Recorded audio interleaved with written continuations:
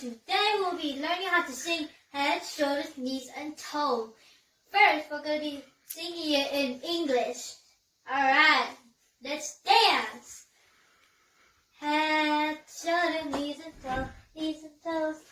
Head, shoulders, knees and toes, knees and toes. Eyes and ears and mouth and nose. Head, shoulders, knees and toes, knees and toes. Alright, did you like it? Okay, let's do the version of Hmong. Alright, but first we're going to be learning how to say it. So are you ready to say it? Let's go. Taub Hau, Taub Hau, Sib Sib Ntsib Dua, Dua, Hmong, qhov-ncauj, qhov-ncauj, ntswg. Alright, now let's start dancing and singing. Ready, set, go.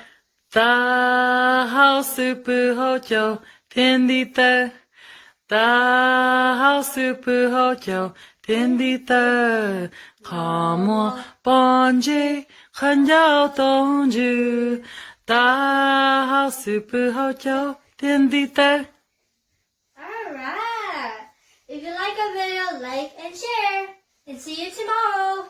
Sib Ntsib Dua, Woo!